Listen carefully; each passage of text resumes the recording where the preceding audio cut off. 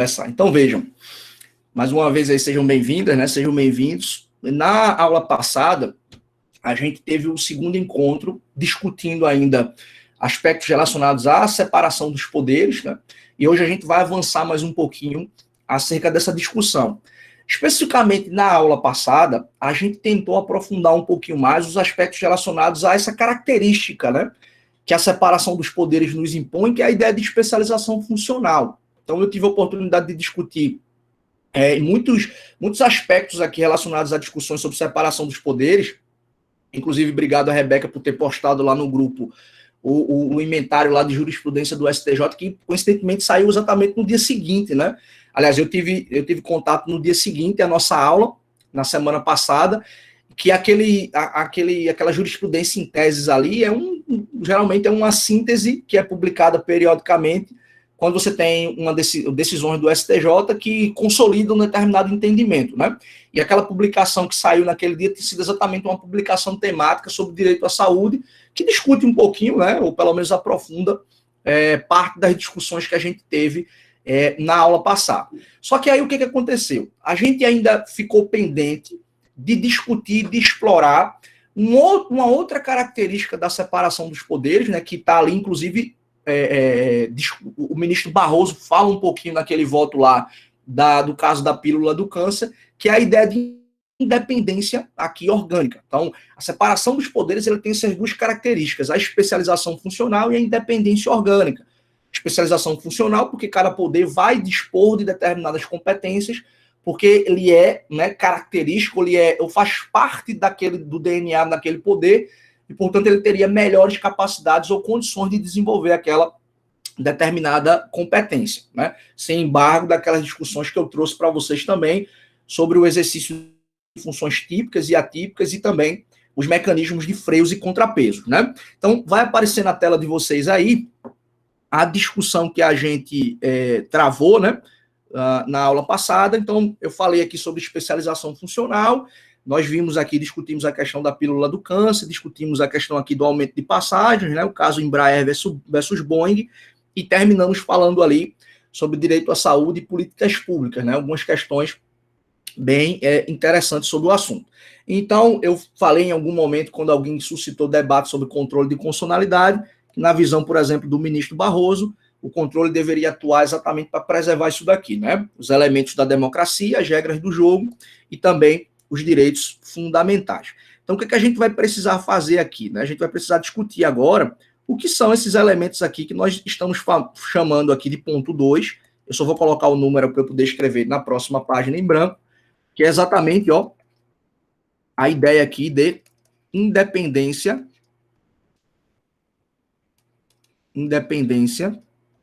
orgânica, tá? E aí vale a pena a gente discutir um pouquinho o que é essa característica aqui da separação dos poderes, tá? O que é essa independência orgânica. Pessoal, notem aqui o seguinte, tá? Deixa eu colocar a caneta aqui. Notem basicamente o seguinte. Quando a gente está falando de independência orgânica enquanto característica da separação dos poderes, a gente está dizendo basicamente o seguinte, né? Essas funções típicas e funções atípicas que são atribuídas aos respectivos poderes pela Constituição de um determinado país, dizem respeito a competências que são exercidas independentemente de autorização de um outro poder. Então, a primeira noção aqui que a gente precisa observar sobre a independência orgânica é que o parlamento ele vai criar legislação ou ele vai promover as suas competências típicas de fiscalizar sem a necessidade de autorização do Poder Judiciário. Uma política pública vai ser formulada pelo Poder Executivo e, portanto, esse Executivo vai administrar a coisa pública sem a necessidade de autorização do Parlamento. Notem aqui o que eu estou querendo dizer, tá? Via de regra, as competências elas são exercidas sem necessidade de autorização de um outro poder. Eu não estou falando que não existam, dependendo daquela ordem jurídica específica, mecanismos de freios e contrapesos que promovam, né, ou que permitam a interferência de um poder em relação ao outro. Mas, num primeiro momento aqui, eu vou exemplificar para vocês, tá? Mas, num primeiro momento aqui, O que é que a ideia de independência orgânica ela pressupõe? Ela pressupõe o exercício das competências, né, sem necessidade de autorização de um outro poder. Eu vou escrever e vou sintetizar essa ideia já já. Mas vamos tentar pensar um pouquinho, porque você deve estar olhando, mas Helder, você deve estar observando, pensando aí, mas Helder, eu já vi decisões do Supremo Tribunal Federal, né, sempre vem o Supremo na cabeça, mandando o parlamento fazer alguma coisa. Recentemente teve esse caso aí que o ministro Barroso determinou que a CPI da Covid fosse implantada no Supremo Tribunal Federal, aliás, fosse implantada no Senado. Eu já vi situações em que há decisões do Supremo Tribunal Federal que manda o projeto de lei voltar a tramitar, ou interferências no Executivo, enfim, uma série de questões a respeito. Vejam que isso daí, essa interferência, ela faz parte dos mecanismos de freios e contrapesos. É a ideia de se tentar preservar as regras do jogo. Porque, por exemplo, essa questão da CPI, que foi muito discutida, foi uma interferência que foi promovida pelo Supremo Tribunal Federal para que fosse cumprido não só a Constituição, mas o regimento interno do Senado. Se já há o ato de criação, se já há o preenchimento dos requisitos constitucionais, não cabe ao presidente da casa ficar fazendo juízo de valor e dizer quando é que vai ser o melhor momento para ele implantar a CPI. Isso é um fundamento constitucional. Há mais de 20 anos o Supremo Tribunal Federal tinha esse posicionamento, dando conta de que, uma vez preenchidos os requisitos, a CPI deveria ser implantada. Né? Então, dentro dessa lógica aqui de separação dos poderes e de mecanismos de freios e contrapesos, você visualiza esse tipo de possibilidade. Há muitas situações, apesar do Supremo Tribunal Federal ser bem conservador nesse sentido, por incrível que pareça, né? Há situações também que o Supremo se mete num processo legislativo. Está lá tramitando um projeto de lei ou uma proposta de emenda à Constituição e tem alguma coisa errada. Às vezes a Constituição determina que aquele diploma normativo tem que ser aprovado por um quórum específico. Aí vai lá a Câmara ou o Senado, num turno específico de votação, e aprova o diploma por um quórum diferente do que está previsto no texto constitucional. Então, em situações assim específicas, em que há muito claro ali, né, ou que há muito clara a violação da Constituição, é possível que o Supremo interfira e diga, olha, pare por aqui, esse projeto tem que ser arquivado, porque ele está violando um direito fundamental, ou porque ele está violando, né, os procedimentos estabelecidos na Constituição, ou corrige aquilo que está equivocado. Né? Mas, via de regra, a postura do Supremo ela é muito conservadora, de dizer, olha, isso é matéria interna corporis, quem tem que decidir é a Câmara, quem tem que decidir é o Senado. Excepcionalmente, você tem esse tipo de interferência, né? Mas isso faz parte de quê? Isso faz parte dos mecanismos de freios e contrapesos. Se não tiver nenhuma provocação, se ninguém for lá bater as portas do judiciário, se ninguém for apontar nenhum erro de atuação da Câmara ou do Senado ou do Poder Executivo, aquilo vai ficar lá e vai tramitar naturalmente. Né? Vamos, de repente, tirar um pouquinho o Supremo Tribunal Federal aqui do cenário, né, de protagonismo que naturalmente ele é. Vamos focar aqui, de repente, na relação executivo e legislativo. Quando o presidente expede uma medida provisória, aquela medida provisória tem que passar por um processo legislativo de aprovação. O Congresso tem que concordar com o teor daquela medida provisória. Ou, se ele não concorda integralmente, né, que promovam as mudanças necessárias para aperfeiçoamento daquela medida provisória. O que pode acontecer? Em algum momento, o Congresso pode falar, olha, não vamos converter essa medida provisória em lei, então ela vai acabar, ela vai encerrar o seu tempo de vigência. Então, notem aqui que uma competência que foi exercida pelo Executivo, ela teve aqui os seus efeitos barrados ou cessados em razão de uma atuação do próprio Poder Legislativo.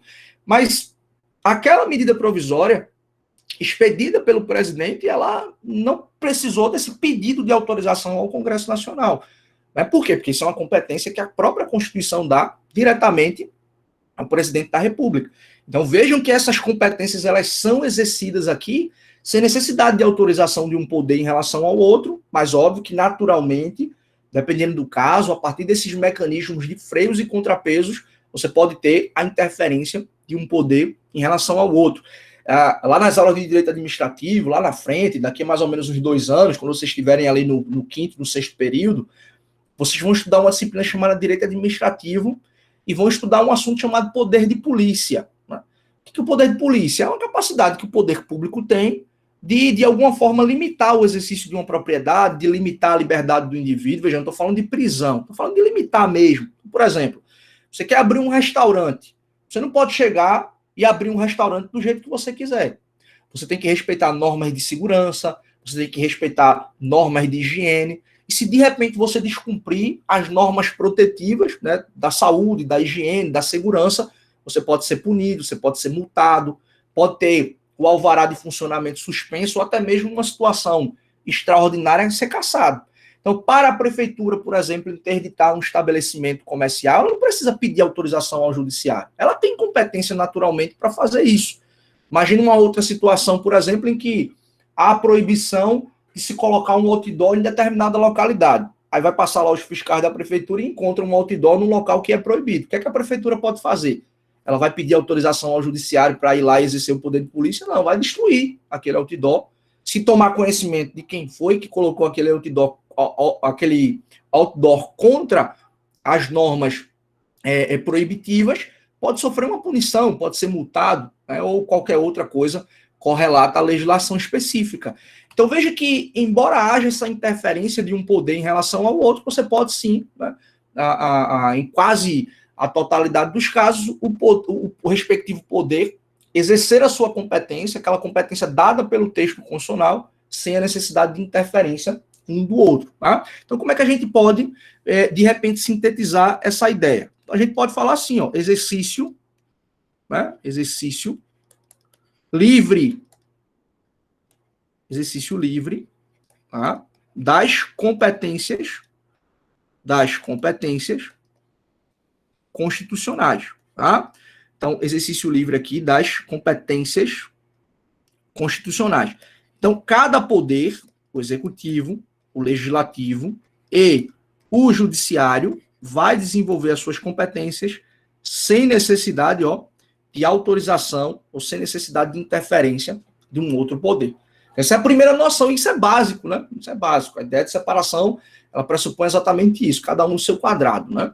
Então, isso é uma noção aqui específica que a gente precisa observar.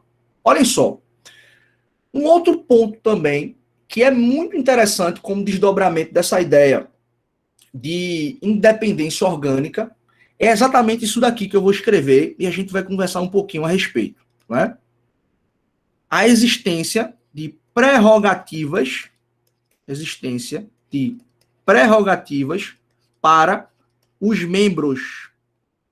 Ou seja, alguns agentes públicos, alguns membros que integram o executivo, que integram o legislativo ou que integram o poder judiciário vão dispor aqui de algumas prerrogativas. Né? Então a gente vai conversar um pouquinho aqui sobre poder legislativo, poder executivo e poder judiciário. Mas só uma lembrança, assim, uma citação que eu acho que é muito importante.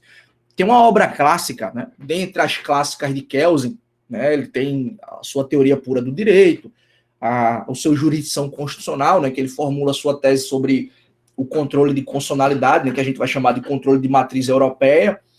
E ele tem um livro também que é clássico, que é o Teoria Geral do Estado e do Direito. Dependendo da tradução, pode ser Teoria Geral do Direito e do Estado, mas aqui no Brasil é Teoria Geral do Estado e do Direito, né? Que é um livro que ele trata sobre essas questões também que a gente está discutindo aqui. Evolução do Estado, requisitos, né? Elementos constitutivos do Estado, evolução histórica, finalidade e assim por diante. E tem um ponto específico que ele vai discutir república e monarquia. Aí, nesse ponto, ele vai falar sobre prerrogativas de agentes públicos que trabalham tanto no regime monárquico quanto no regime republicano. Tem uma coisa que ele diz, ele inclusive é contra imunidades parlamentares, tá, pessoal? Óbvio que ele está falando isso no início no início do século XX, numa outra realidade que não é uma realidade que a gente tem hoje, né? A gente está separado aí por um século, né?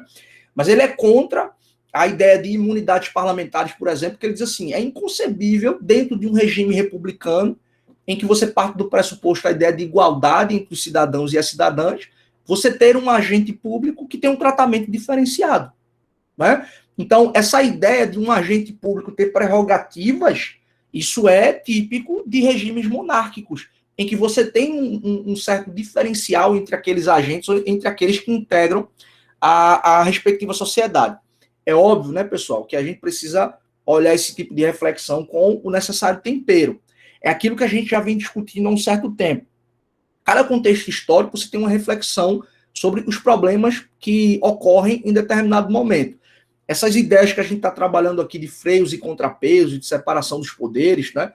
Eu estou tentando, na medida do possível, concretizar um pouquinho essas perspectivas teóricas, trazendo exemplos da realidade brasileira, mas o modelo de separação dos poderes que a gente tem aqui não é um modelo de separação dos poderes, embora muito parecido que existe nos Estados Unidos, né, que existe na Argentina, que existe na Colômbia, né, em países que têm classicamente essa ideia de tripartição dos poderes. Cada realidade vai se impor e vai apresentar o seu respectivo arranjo institucional.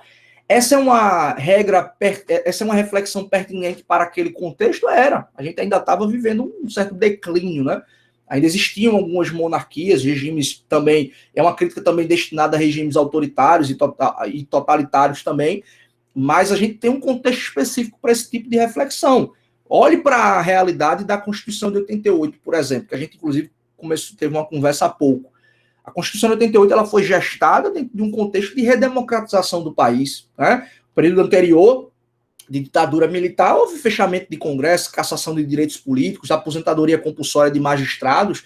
Não é? Então, houve um cuidado muito grande. Se vocês forem olhar notas taquigráficas, debates sobre a formação das imunidades parlamentares, por exemplo, vocês vão notar a preocupação, né, de garantir os membros de poder algumas prerrogativas para que eles pudessem, de alguma forma, resistir a eventuais interferências, né, do poder político externo, de quem fosse o detentor do poder em determinado momento. Né? Tem um livro que eu recomendo demais a leitura para vocês, que é o livro do Felipe Recondo, que é um jornalista de formação, mas tem uma atuação muito próxima com os pesquisadores da área jurídica. Né? Ele escreveu um livro há uns 4 anos, que o título do livro é Tanques e Togas, o STF na ditadura militar. Então ele reconstrói a atuação do Supremo Tribunal Federal na época da ditadura. Né? Ele chama no livro de uma resistência silenciosa. Então você não... Muita gente diz, né, pelo menos parte da historiografia oficial, fala que o Supremo foi muito subserviente à ditadura militar, mas há muitos casos do Supremo Tribunal Federal conceder habeas corpus, né, conceder a liberdade de pessoas que haviam sido presas pelo regime e de alguma forma enfrentar. Não houve aquela resistência falada, né, em julgamentos, em recados, tal, nos modos do que a gente vê hoje, quando há alguma quinzilha política, ministro mandando recado. Afinal de contas, a gente estava dentro de um regime de força. Mas houve sim uma atuação dos ministros do Supremo Tribunal Federal, de alguma forma tentando resistir aos arroubos autoritários e conceder a liberdade para aqueles que, de alguma forma, tiveram a sua liberdade ilegalmente cerceada ou com abuso de poder. Né? Então, eu acho que esse livro ele é muito importante porque ele reconstrói um pouco desse contexto, e isso explica também o porquê do Supremo ter saído tão poderoso, né, da Constituição de 88. Tem um podcast também que é o Salvo Melhor Juízo, não lembro de ter falado sobre esse podcast aqui para vocês, mas é um podcast maravilhoso. Tem um dos episódios lá que é com o Felipe Recondo, ele fala sobre esse livro, então vale muito a pena vocês ouvirem. Se você pegar no Spotify e colocar Felipe Recondo, vai aparecer um podcast dele chamado Sem Precedentes, que é muito bom também, e vão aparecer algumas participações dele, e essa do podcast Salvo Melhor Juízo é muito bom. Vale a pena vocês ouvirem. Felipe o quê, professor? Como é? Felipe o quê? Felipe Recondo. Eu vou escrever aqui para vocês pesquisarem depois, tá? Vou colocar aqui no chat. Você pode colocar que ele lançou um outro livro recente também, Os 11, né? Ele falando da composição do Supremo, que vale muito a pena. Então tem aí o Felipe Recondo, e o nome do podcast é Salvo Melhor Juízo. Tem até um episódio lá falando sobre a Constituição de Weimar, né, de 19, daquele constitucionalismo social, daquele Estado Social de Direito, que é muito bom também. Eu esqueci de indicar para vocês quando a gente estava trabalhando o assunto. Tem episódio sobre o AI-5 também, enfim, tem muita coisa boa lá no Salvo Melhor Juízo. São 100 episódios. O último, inclusive, foi com Gilmar Mendes, participação especial do nosso ministro, né? Tá gravando aqui, depois vai para a rede social, depois vai para a internet, eu não vou ficar brincando aqui, porque senão tem um inquérito aí das fake news. Mas, enfim, Gilmar Mendes tá por aí, lá nesse episódio do Salvo Melhor Juízo. Alguém levantou a mão aí? Foi você, Rebeca? Foi. Na verdade, quando você estava falando, eu baixei a mão, porque eu pensei, eu vou pesquisar melhor, né? Mas quando você estava falando, eu fiquei pensando num ponto. Como é que ficou essa questão, por exemplo, do STF durante a ditadura militar? Porque eu pensei que quando eles tivessem impetrado o AI-5, o STF tivesse perdido muita força. Na verdade, eu vou ser bem sincera, eu achei que ele fosse apenas uma questão simbólica. Para mim, pelo menos, é uma novidade. Não, mas eu pensei que ele fosse realmente...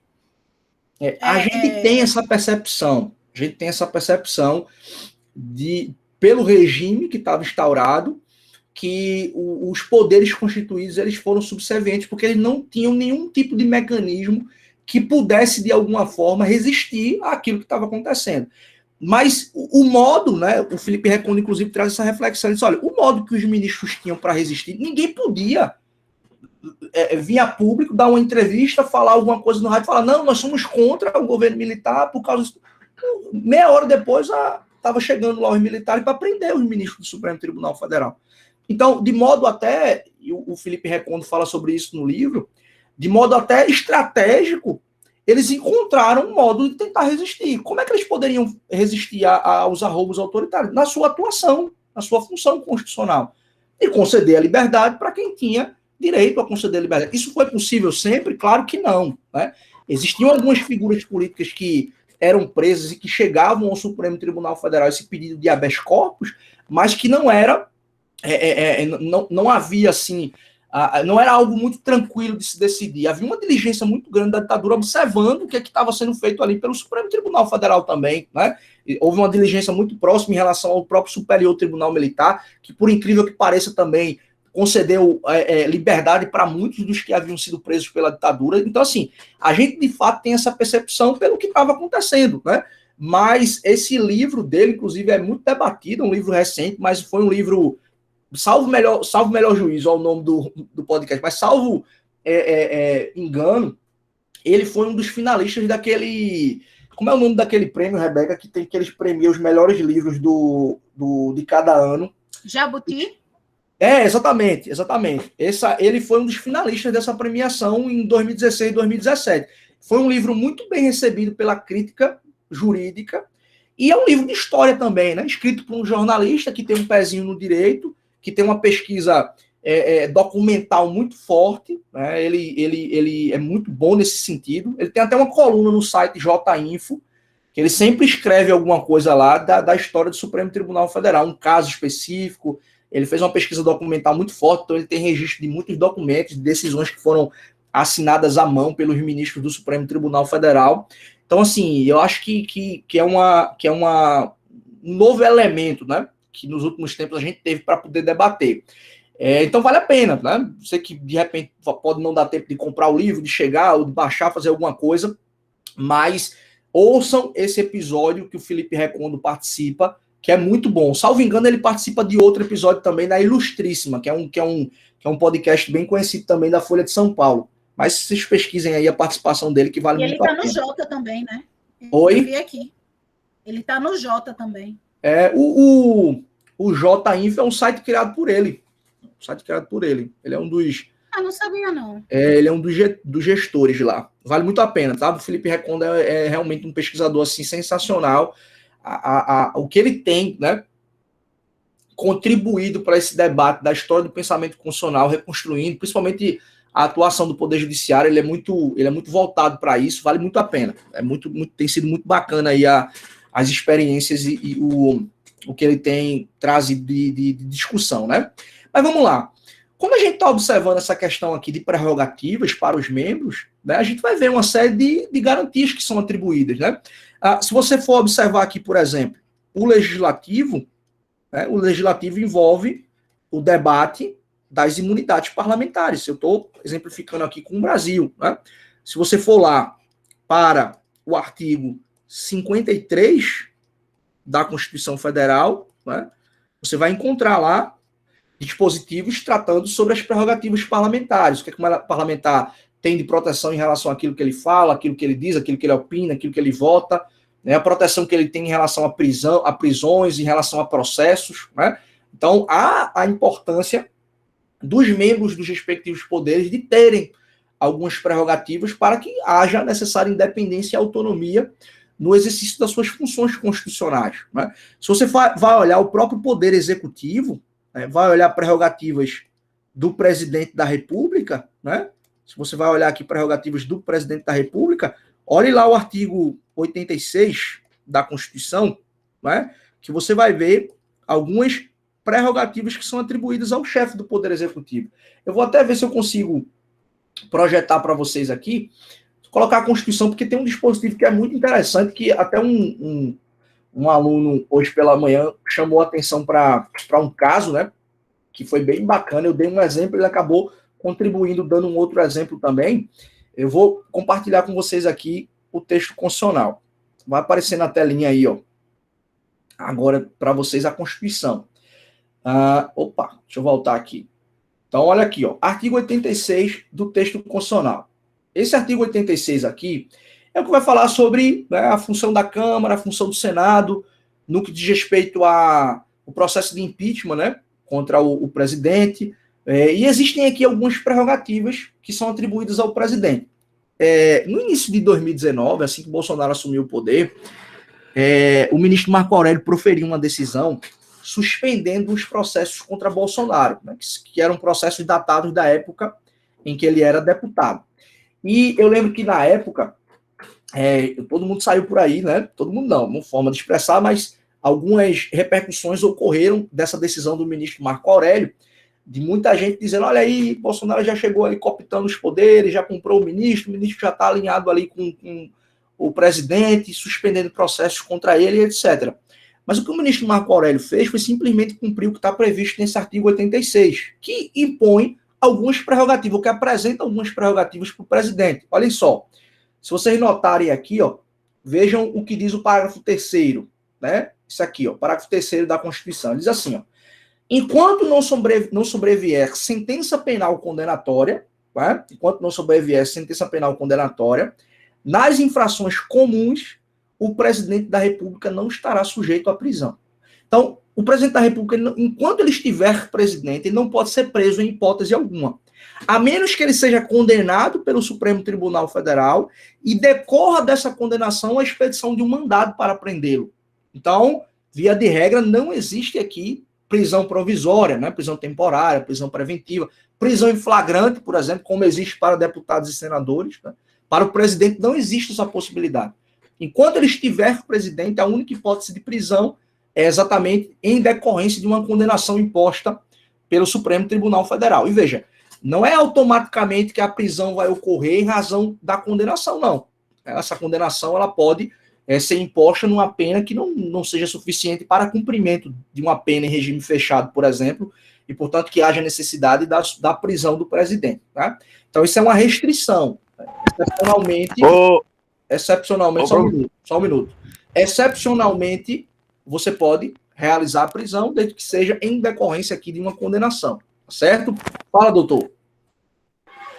Então, no caso, professor, o presidente da República, ele está praticamente imune à legislação brasileira? Vamos tentar esclarecer a extensão disso que você acabou de falar. Né? Não é que ele esteja imune. Né? Por que não é que ele esteja imune? Porque vamos continuar aqui a leitura, só para vocês observarem um detalhe. Olha o que diz o parágrafo 4º aqui.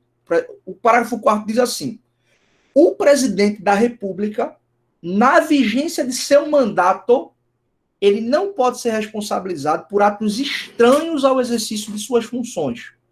Qual é a consequência disso daqui? O que aconteceu em 2019 com a decisão de Marco Aurélio, suspendendo o processo que existia contra Bolsonaro. Por quê? Porque as condutas datavam da época anterior à sua assunção como presidente da República.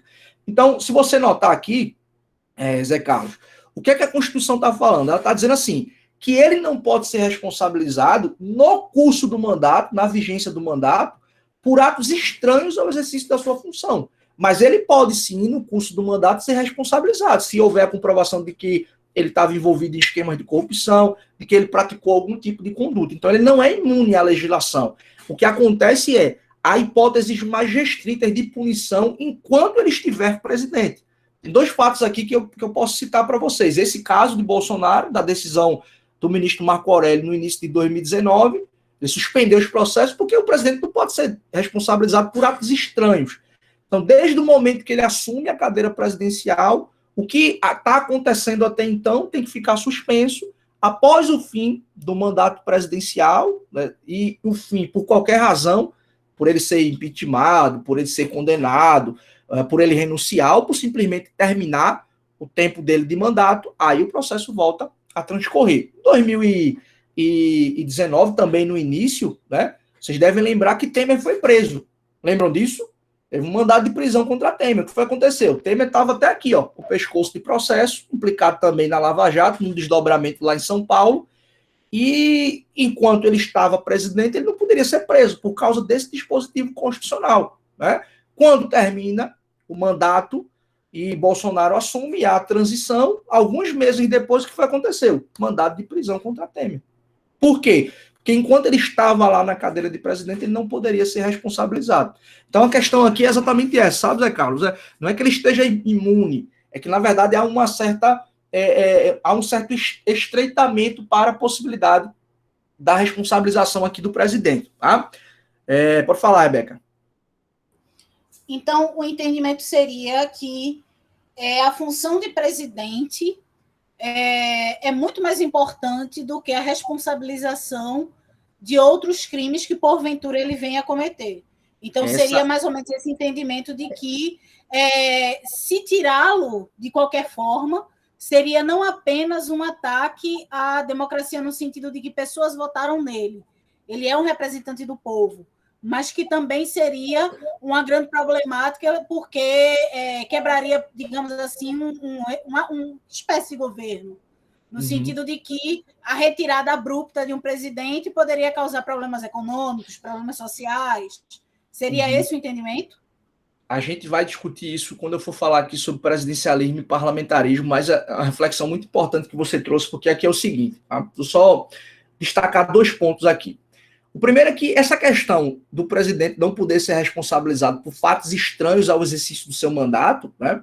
Ou seja, que tem antes e o que ocorre durante, mas que não tem relação com o exercício da função, vai ter que ficar lá parado, e só após o término do mandato que, eventualmente, o processo vai poder correr. Isso aconteceu no caso do impeachment de Dilma, que a denúncia que foi oferecida contra ela, né, imputava 4 objetos de crime de responsabilidade. Pelo menos a denúncia narrava isso, que ela ao menos teria cometido 4 crimes de responsabilidade.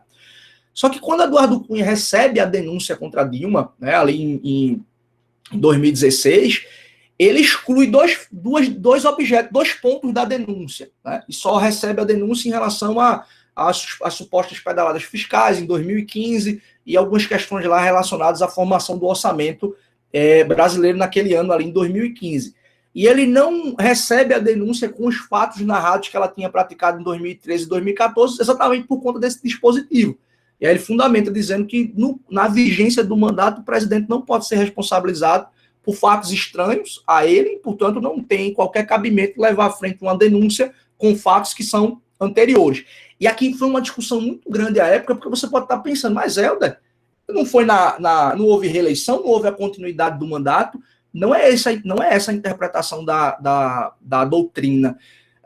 E que também o Supremo acabou, não discutiu isso diretamente, mas ele acabou implicitamente encampando, porque é o seguinte, quando o presidente é eleito, ele vai assumir o mandato presidencial perante um novo Congresso.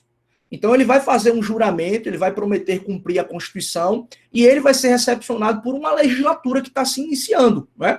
Quando ele é reeleito, ele vai fazer novamente um juramento, ele vai renovar aquele compromisso de cumprir o que diz a Constituição e vai prestar aquele compromisso diante de um novo Congresso Nacional. Então, embora no tempo haja uma continuidade, para fins jurídicos e de responsabilização, entende-se que houve uma interrupção. Houve um fim de um mandato e início do segundo mandato. E aqui, embora, reitero, temporariamente tenha havido uma continuidade, para fins jurídicos e práticos, na verdade, houve uma descontinuidade. Houve o início de um mandato e o encerramento de um mandato, desse mesmo mandato, o encerramento de outro e, posteriormente, a finalização de um outro mandato. E essa sua reflexão, Rebeca, que foi muito importante, né? Então, se privilegia, na verdade, a proteção do mandato em detrimento de uma eventual responsabilização por conta, de repente, do sistema eleitoral, da quantidade de votos que o presidente recebeu e etc., é nesse sentido também.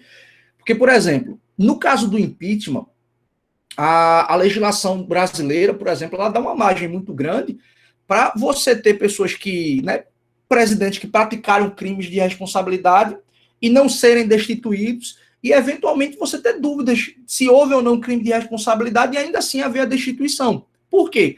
Porque há um componente muito forte, né, que é o componente político do impeachment, que, na verdade, esse componente ele é uma espécie de juízo de valor. O que você tem que fazer? O que é esse elemento político do impeachment? O elemento político do impeachment é simplesmente o seguinte, né? O professor Thomas Bustamante escreveu um parecer sobre isso na época do impeachment de Dilma, e eu lembro muito bem dessa fundamentação que ele trouxe, essa conceituação, porque para mim até então era muito difícil de compreender. Mas ele diz o seguinte, olha, o que é o elemento político do impeachment? É a análise dos custos.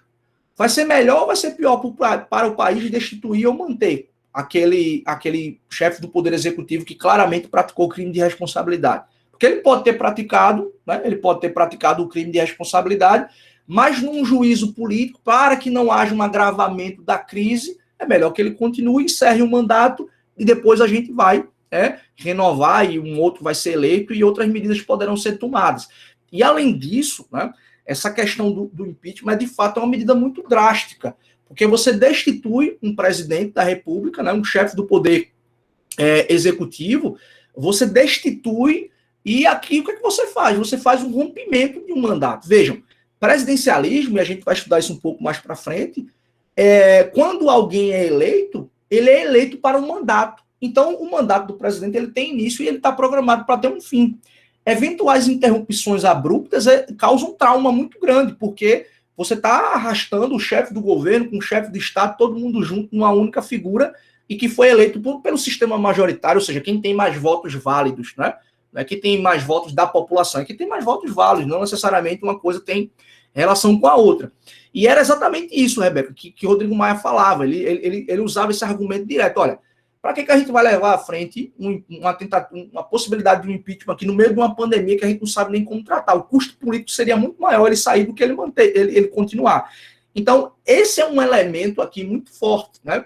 Então, essa é a razão também, não só, mas também, da gente visualizar essa proteção que a gente está encontrando aqui no artigo 86 da Constituição, né, do presidente excepcionalmente só poder ser preso dentro de uma condenação e, portanto, dentro de um mandado de prisão apresentado ali, né, expedido pelo Supremo Tribunal Federal, e qualquer fato estranho àquele mandato, né, durante a vigência daquele mandato, qualquer fato estranho, né, anterior ao início daquele mandato específico, ou pode até acontecer no meio do mandato, mas que não tenha relação com a função, ele não vai poder ser responsabilizado. Imagina, o presidente se embriaga, sai lá em Brasília dirigindo um carro e mata alguém. Ele vai ser processado quando? Quando terminar o mandato dele. Porque, em tese, tenha acontecido um crime, uma conduta delituosa, como é um fato que não tem relação com o exercício da função dele de presidente da República, e aquilo dali só vai poder ser objeto de responsabilização quando encerrar o mandato dele. Então, tem uma relação aqui intrincada de prerrogativas, né? Isso é importante, isso tem que existir, né? Pelo menos é aquilo que eu falei há pouco. Kelsen olha para uma realidade e, numa perspectiva dele, naquele contexto, não seria bom que dentro de um regime republicano agentes públicos fossem tratados de modo diferente. Mas a gente sabe que, quando a gente está falando de relações de poder, há situações em que é preciso você atribuir prerrogativas a agentes públicos sob pena dele sofrer pressões, dele sofrer ingerências e não conseguir desenvolver de modo autônomo e independente a sua função constitucional. Então, isso é um debate muito importante, né? Isso é um debate aqui que precisa ser observado. Então, essa é a prerrogativa aí que o chefe do Poder Executivo dispõe, né? A gente vai falar mais um pouco sobre isso, acho que daqui mais ou menos 2 semanas, quando a gente for falar sobre presidencialismo e parlamentarismo. Fala, Paulo. Esse assunto, professor, foi até motivo de um debate com um amigo meu no grupo no Zap sobre essa semana, né? Bolsonaro fez uma comemoração do Dia das Mães, saiu de moto, aí teve outra situação que ele foi inaugurar uma ponte acho que foi... Eu esqueci o estado que ele foi. E ele estava andando sem capacete e tal. Aí, esse amigo meu, ele é advogado também, e estava justamente falando sobre esse artigo. Aí eu disse só, ele faz isso porque ele simplesmente é presidente e tem as prerrogativas, né? Eu acho. Mas ele estava batendo e dizendo que... Estava dizendo que ele estava descumprindo a legislação. Isso, que ele era para ser autuado em flagrante, não sei o quê, não sei o quê, não sei o quê. Eu disse, ó, vê só, se ele for ser atuado, vai ser depois do mandato dele, não vai ser agora. Não, veja, mas nesse caso aí, Paulo, ele poderia levar uma multinha sim, porque isso não tem nada a ver com crime nem responsabilização, não. É sanção normal, disciplinar, por assim dizer. Se tivesse algum guardinha lá, podia pegar de repente a placa ali da moto e autuá-lo. Mas aí, né?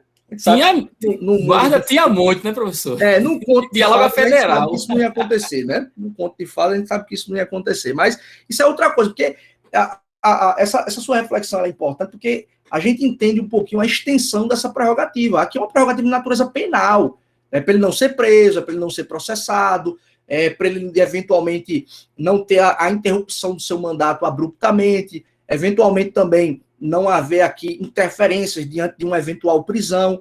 Então, a figura, né, do chefe, da chefe do Poder Executivo, ela tem essa proteção. É melhor, se ele está sendo um mau gestor, se ele está sendo um mau presidente ou uma má presidente, que, como regra, seja punido nas urnas e o povo não renove o seu mandato. Essa é a grande questão aqui que a ideia do presidencialismo pressupõe. Excepcionalmente, numa medida muito, mas muito drástica por conta do trauma, você interromper o mandato de um presidente. E aí as forças políticas também, né, envolvem aí, elas são envolvidas também nessa discussão, porque foram situações distintas, né? O impeachment de Collor e o impeachment de Dilma também. Eu não sei se vocês lembram ou já leram sobre o assunto, mas em 99 quase houve a abertura de um impeachment contra Fernando Henrique Cardoso também, né?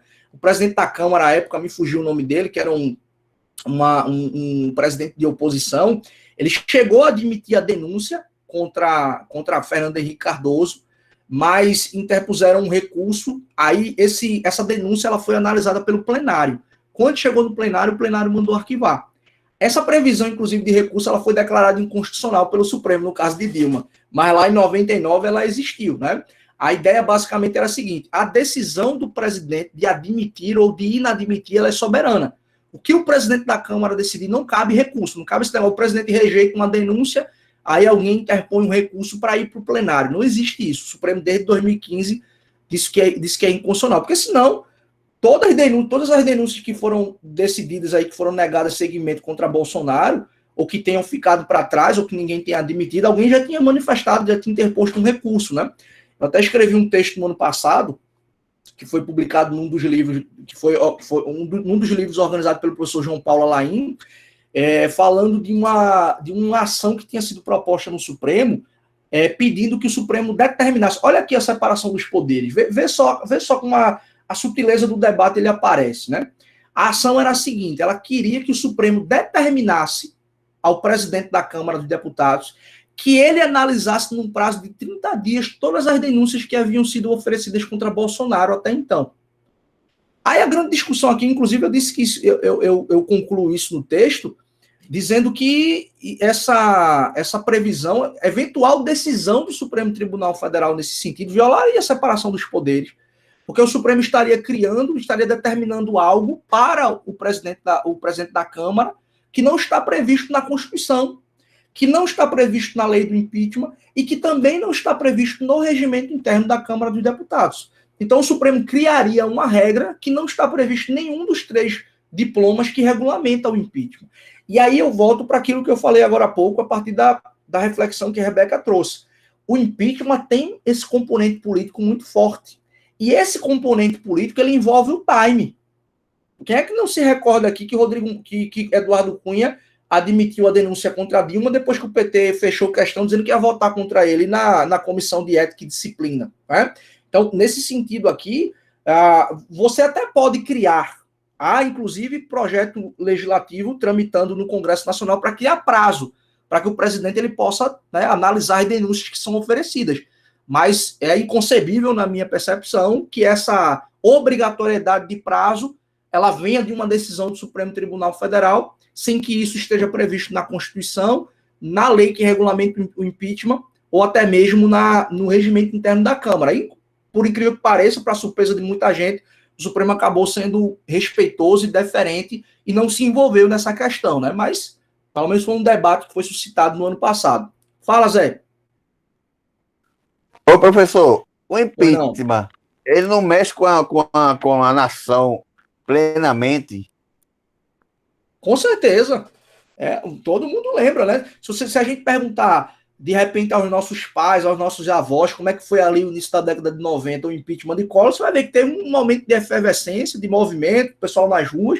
E no caso de Dilma, até hoje, a gente discute o assunto, né? Até hoje se discute a existência ou não de crime de responsabilidade, uma destituição equivocada, para muita gente. Inclusive, eu vejo esse debate até bom, né? Eu não gosto de ler o pessoal que, de certa forma, tem uma posição até mais extremista, porque por exemplo, boa no direito. Oscar Vilhena, por exemplo, que é um autor que eu gosto muito dele, ele tem um posicionamento de que, na visão dele, havia elementos jurídicos para a deflagração do impeachment. Mas óbvio que o que foi o fator determinante foi o elemento político, né? E muita gente também, gente de nome, gente que é referência, posso citar aqui vários, dentro do direito constitucional, por exemplo, André Ramos Tavares, né? Eu posso citar aqui o Juarez Tavares, que é da área de direito penal, Geraldo Prado, muitos juristas se envolveram nesse debate à época, dizendo que não haviam elementos para a destituição. Então, é um debate que vai durar mais 5, mais 10, mais 15, mais 20, a gente vai ter ainda daqui 100 anos, né, eventual discussão sobre o assunto. Eu lembro que um dia desse eu estava lendo as notas taquigráficas da Câmara dos Deputados de uma ação que havia sido proposta contra Getúlio Vargas em 52, a primeira vez que a lei do impeachment foi utilizada no Brasil, depois que ela foi aprovada em 50, né? Eu estava lá vendo o que levou ao oferecimento da denúncia contra Getúlio Vargas, e a Câmara acabou arquivando, dizendo que não tinha elementos para aquilo e etc. Então, é história, né? E a história está aí para ser estudada, para ser contada, e para a gente, daqui mais um tempo, discutir sobre o assunto. Mas não tenha dúvidas, isso é um elemento traumático que divide opiniões, que gera desconfortos, e a discussão está aí para a gente poder travar. Isso do ponto de vista aqui que eu estou tentando só puxar para o lado discussão doutrinária, né? E a repercussão política disso, né? A mudança de governo, de estrutura administrativa, isso é um trauma que é ainda maior, né? A legitimidade do processo, enfim, você tem inúmeras discussões sobre o assunto, tá? Tranquilo? Então vamos lá. A gente pode também avançar aqui, tá? Deixa eu só encerrar esse... Aliás, eu vou manter esse compartilhamento, eu vou escrever aqui no slide e daqui a pouco eu apresento para vocês novamente. Mas o que eu vou escrever aqui no slide, que a gente está discutindo prerrogativas para os membros, a gente já viu há pouco sobre em relação ao legislativo, né? Artigo 53, eu falei, agora o artigo 86 para o executivo, e eu só vou descer um pouquinho a Constituição para a gente poder ver também como a Constituição trata, né? Como a Constituição trata aqui de algumas prerrogativas também para o poder judiciário, né? Então, se vocês acompanharem comigo aí o texto constitucional, a gente vai lá para frente, né, vai ver aqui alguns dispositivos constitucionais que tratam sobre, né, algumas garantias. Está aqui, ó, artigo 85 da Constituição, que trata sobre garantias do Poder Judiciário.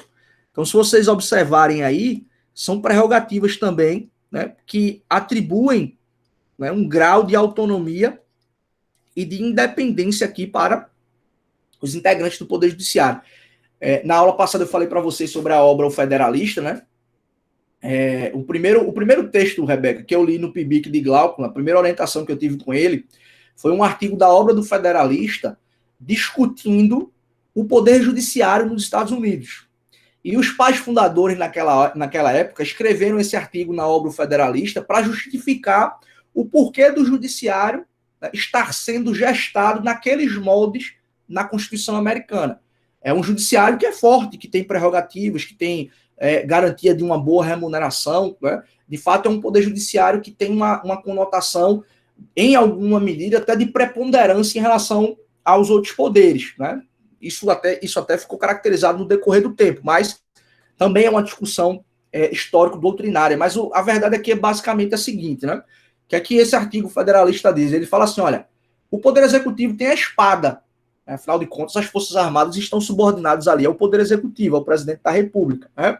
O Poder Legislativo dispõe da chave do cofre. Afinal de contas, o processo de criação das leis orçamentárias, né, de você saber qual vai ser o orçamento do Judiciário, do Executivo e do próprio Legislativo, passa por um processo de criação das leis orçamentárias no próprio Parlamento. Então, o Parlamento teria a chave do cofre. Então, olhando essa relação aqui entre os poderes, o Judiciário era visto como um poder mais fraco dentro daquele contexto de separação dos poderes, né? Lembrem-se, a influência das revoluções liberais ali no século XVIII, elas foram recíprocas, né?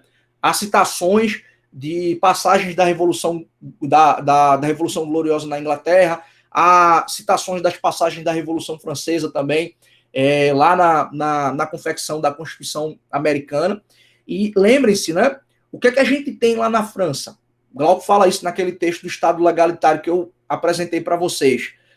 O poder legislativo é quem tem predominância naquele contexto francês, né? O parlamento é quem tem protagonismo no contexto inglês, né? Foi o parlamento que propôs ali, num processo de evolução, que impôs limites e que transformou a monarquia numa monarquia constitucional, numa monarquia limitada, e aquele processo lá da Revolução Gloriosa foi o marco histórico disso. Na França, a gente tinha um contexto também de protagonismo do parlamento. Por quê? Porque já existia um poder judiciário e os integrantes do judiciário, eles eram vistos como aqueles que serviam ao antigo regime. Então, a formação da democracia francesa pós-revolução é muito voltada nesse sentido de valorizar o parlamento como representante da vontade geral de Rousseau, né? Rousseau já falava sobre isso. Então, o parlamento representaria a vontade da sociedade e o judiciário, né, dentro de uma lógica aqui de executivo, também era visto como um poder que tinha menos protagonismo. Quando esse debate chega nos Estados Unidos, a conotação ela é diferente. Por algo, inclusive, que eu já falei para vocês. Para o povo lá da Inglaterra, o parlamento era defensor da liberdade. Mas para os colônios, né, para aqueles que integravam os Estados Unidos, a coroa britânica impunha as suas decisões através de leis que eram aprovadas, ou de decretos, ou de atos que eram aprovados pelo próprio parlamento. Então, lá nos Estados Unidos, o parlamento ele tinha muito essa conotação de ser um opressor. Então, por isso que se cria aquele mecanismo de equilíbrio, essa ideia de freios e contrapesos, e se valoriza também o poder judiciário. Nessa obra federalista se fala muito da necessidade de uma boa remuneração, né, do judiciário ter prerrogativas para que tivesse ali a necessária independência e autonomia e de alguma forma pudesse frear eventuais arroubos autoritários do executivo ou do próprio poder legislativo, né? Então há uma relação aqui complexa que esse elemento histórico ele também traz essa explicação. Então, se vocês olharem aí nesse dispositivo constitucional, vocês vão notar, né, se garante a vitaliciedade. O que é a vitaliciedade aqui? O juiz não pode ser destituído do seu cargo por qualquer razão. Depois de atingido 2 anos aqui, ele só pode ser destituído do cargo, né? Depois de atingir a vitaliciedade, se ele tiver uma condenação criminal que imponha a destituição daquele cargo. Essa vitaliciedade, pessoal, exatamente tem relação com aquilo que vocês estão pensando, né? Da estabilidade do servidor público. Só que para o membro do Ministério Público, para o membro do Judiciário, do Tribunal de Contas, a gente fala aqui de vitaliciedade, que é uma proteção ainda maior, porque a estabilidade ela é adquirida com 3 anos de efetivo exercício, e você tem algumas hipóteses que podem gerar a destituição do servidor público. Um processo administrativo disciplinar contra o servidor pode gerar a sua destituição. O magistrado, membro do Ministério Público, se ele já adquiriu a vitaliciedade, ele só pode ser destituído se houver uma condenação. É por isso que a gente vê, né, a chamada aposentadoria compulsória de juízes. Já viram algum noticiário falando sobre isso? O magistrado pintou miséria. Aí tem uma punição disciplinar contra ele. Qual é a punição disciplinar máxima? A aposentadoria compulsória. Por quê? Porque na esfera administrativa, o membro da magistratura ele não pode perder o seu cargo, se ele já for vitalício. A punição disciplinar máxima é a aposentadoria compulsória. Com os proventos, né, que é aquilo que ele vai receber uma vez aposentado, com proventos proporcionais ao tempo dele de serviço. Então, a vitaliciedade, ela impõe essa proteção ao magistrado, né? Agora, se for antes de atingido ali os 2 anos, se ele ainda não for vitalício, além da condenação, ele pode também perder o cargo em razão de uma manifestação do próprio tribunal a que ele está vinculado, né? Por isso que esse texto faz referência aí ao artigo 93, né? Aliás, cadê? O outro dispositivo, na verdade eu confundi. Mas esse inciso 1 aqui do artigo 96, ele fala exatamente sobre isso, né? Que se ele não for vitalício, o próprio tribunal aí disciplinarmente pode destituir o presidente, né? Aliás, o magistrado.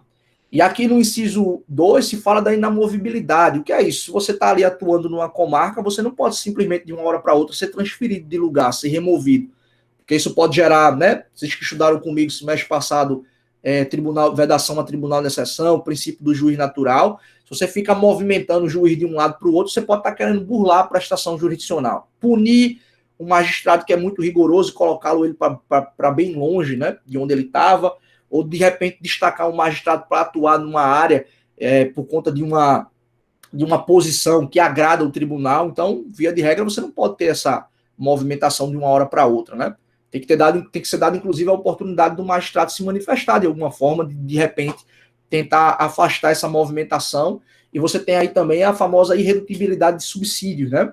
Que é uma das prerrogativas, ou seja, via lei não se pode diminuir o salário do juiz, né? O salário pode até perder a capacidade de compra em razão da inflação e etc., mas diminuição nominal não pode acontecer. Por isso que a Constituição protege a remuneração também. Então, notem aí, né, que nós temos algumas prerrogativas que são atribuídas aos membros aqui do Poder Executivo, né, do Poder Legislativo e do Poder Judiciário. Isso aqui é um panorama geral, porque, por óbvio, existem outras discussões aqui sobre o assunto.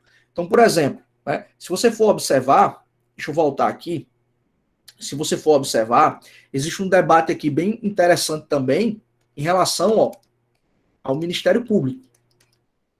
Ok? Então, o Ministério Público tem uma discussão também, porque é basicamente o seguinte: o Ministério Público é o quê? Né? Ele é um quarto poder, ele é um órgão, ele é uma entidade.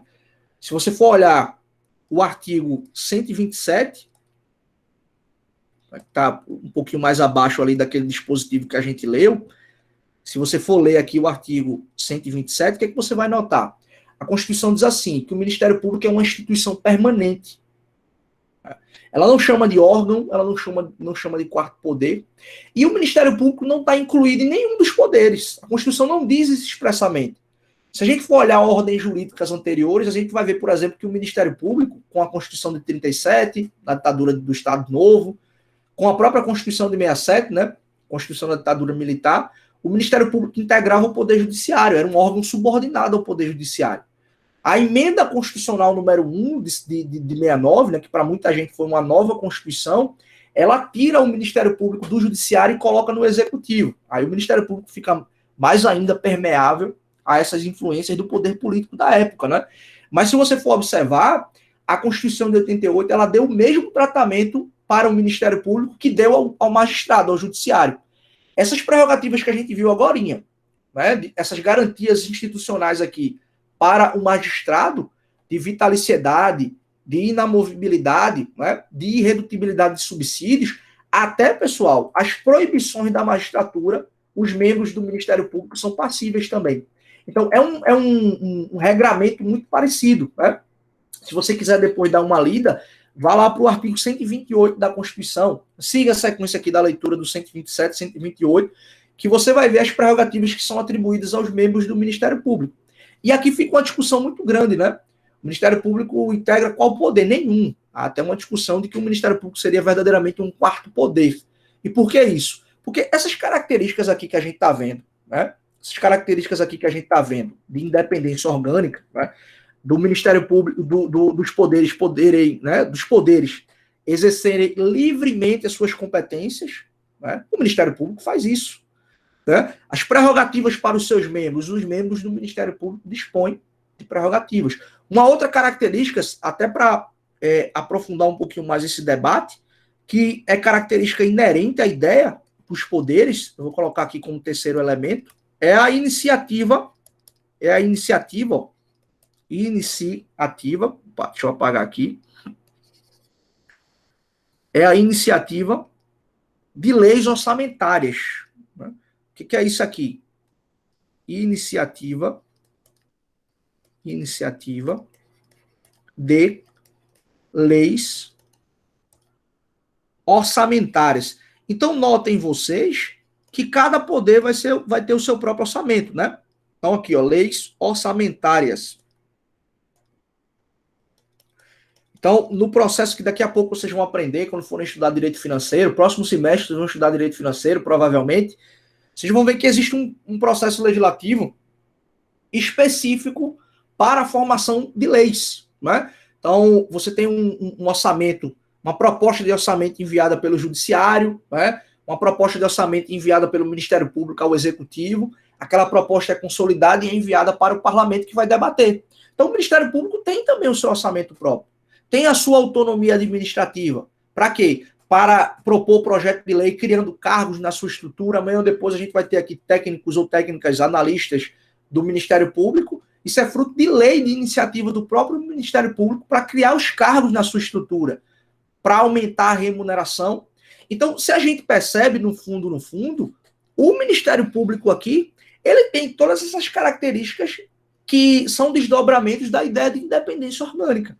Então, como eu disse, né, para muita gente, o Ministério Público ele foi aqui alçado a uma espécie de quarto poder, né? Isso, de fato, é uma discussão doutrinária, uma discussão acadêmica, mas aquilo que a Constituição fala, e eu reitero, tá? Leiam o artigo 127, que vocês vão observar isso. A Constituição diz que o Ministério Público é instituição permanente, né? É essencial à função jurisdicional do Estado, cabendo-lhe a defesa da ordem jurídica, do regime democrático e dos interesses sociais e individuais indisponíveis. Então você vai ver o Ministério Público atuando na defesa de direitos da pessoa com deficiência, né, de crianças e adolescentes, de idosos, de grupos vulneráveis, né? Então você tem uma atuação muito intensa do Ministério Público, que de fato se agiganta, né, com o advento da Constituição de 88. Então, todos esses elementos aqui que a gente está observando, né, de desdobramento da ideia de independência orgânica, a gente consegue visualizar no âmbito do Ministério Público. Existe uma discussão muito parecida também com os tribunais de contas, né, que é uma outra discussão também, tá? Em menor medida, né, mas existe também aqui uma discussão sobre tribunais de contas, porque tecnicamente, tá? Tecnicamente, a Constituição não insere os tribunais de contas em nenhum poder. A Constituição, na verdade, diz, se vocês abrirem lá, forem depois, se vocês fizerem a leitura, eu vou até compartilhar com vocês aqui também. Eita, a gente já está com horário bem avançado, né? Vamos seguir. Se vocês observarem aqui, se vocês notarem, tá? Eu vou colocar aqui o dispositivo para vocês observarem comigo, tá? Os tribunais de contas da União dos Estados estariam no mesmo patamar. Eu acho que, em menor medida, eu acho que o debate é um pouco diferente, sabe, Rebeca? Eu vou fazer a exposição aqui para vocês observarem. Mas, de fato, o Tribunal de Contas ele também tem, né? Os seus membros têm aqui algumas prerrogativas, a iniciativa legislativa para o respectivo Tribunal de Contas, mas eu quero observar com vocês aqui o dispositivo lá do artigo 70, para a gente poder observar o que diz a Constituição. Olha só, acompanha aqui, tá? Esse do artigo 70 ao artigo 75 ali, a Constituição fala sobre a atuação dos tribunais de contas, tá? Mas acompanha aqui, notem esse artigo 71. O artigo 71 diz assim, ó: o controle externo, a cargo do Congresso Nacional, será exercido, atenção para essa palavra aqui, será exercido com o auxílio do Tribunal de Contas da União ao qual compete. Aí vem lá as competências dos tribunais de contas, né? O que é que acontece aqui? Existem duas grandes correntes que debatem essa expressão. O Tribunal de Contas da União auxilia o Congresso Nacional. Tem muita gente que diz que essa expressão auxílio aqui significa que o Tribunal de Contas é um órgão auxiliar do Congresso Nacional e, portanto, integra o poder legislativo, não é? E tem muita gente que diz que a expressão auxiliar aqui é, na verdade, falando que, como o Tribunal de Contas dispõe do conhecimento técnico necessário para promover essa fiscalização contábil, financeira, orçamentária, patrimonial e etc., né? Como é ele quem dispõe desse conhecimento técnico, ele literalmente auxilia, mas auxilia no sentido de ajudar. Isso não significa que ele estaria inserido dentro da estrutura do próprio Poder Legislativo.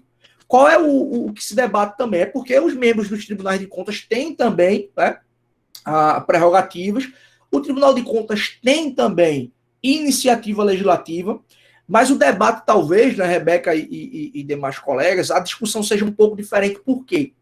Porque a competência do Tribunal de Contas, né, a competência aqui do Tribunal de Contas, eu já vou fazer a projeção novamente aqui para vocês, a competência do Tribunal de Contas ela é uma competência muito concentrada. O que o Tribunal de Contas faz? Ele faz a fiscalização contábil, financeira e orçamentária. Ele vai fiscalizar a aplicação do dinheiro público. Então, você sabe muito bem o que o Tribunal de Contas faz, mas o Ministério Público não. O Ministério Público denuncia quem comete crime, né, de ação penal pública, faz controle externo da atividade policial, defende os interesses individuais indisponíveis, os interesses sociais, o regime democrático, atua, oficia, né, sendo fiscal da ordem jurídica junto ao Poder Judiciário. Então, a atuação do Ministério Público ela é muito mais ampla do que o Tribunal de Contas. Então, nesse sentido, há um pouco mais digamos, há algo mais acentuado que leve a gente a debater com um pouco mais de ênfase esse elemento do Ministério Público ser ou não um quarto poder, né? Porque a sua atuação ela é de fato amplíssima, coisa que a gente não pode falar em relação ao Tribunal de Contas. Repito, embora o Tribunal de Contas ele tenha esses outros elementos aqui, né? Quais elementos? Ele exerce livremente as suas competências, ele não precisa de autorização de um outro poder, os seus membros têm prerrogativas também, a própria Constituição, entre o artigo 70 e o artigo 75 ali, fala que, dependendo da posição do Tribunal de Contas, o ministro, por exemplo, do TCU, ele tem status de um ministro do STJ. Né? Um conselheiro a nível estadual, ele tem status do desembargador do respectivo Tribunal de Justiça. Né? Então, o Tribunal de Contas também tem aqui essas questões, tem iniciativa, né? A iniciativa de leis para criar cargos na sua estrutura, para aumentar a remuneração, mas olhando detidamente as competências do Tribunal de Contas, né? A gente não observa, tecnicamente, a amplitude da sua atuação que existe aqui em relação ao Ministério Público. Tá? Pois não, Paulo? Ô, professor, o presidente do Tribunal de Contas, ele não é vitalício não, né? É sim. Ele não é vitalício no cargo de presidente. Ele não vai ser presidente para a vida toda, mas enquanto... Isso, foi mal. Eu errei na formatação. No caso, o presidente não tem o cargo vitalício. Não. No caso, a mãe de Eduardo Campos, né, presidente? Sim. Ela não tem cargo vitalício, então, né? Ela vai ser substituída por um outro presidente daqui a um tempo, quando terminar o mandato dela, mas ela continua ministra do TCU. Ela não vai permanecer durante a vida toda de ministra como presidente. Aquilo é um rodízio, é como é o ministro presidente do Supremo Tribunal Federal. Tá? Você tem um mandato ali do presidente, que é escolhido pelos pares, eles fazem votação. É porque o regime jurídico do Tribunal de Contas é muito parecido com o regime jurídico do Judiciário. A Constituição atribuiu.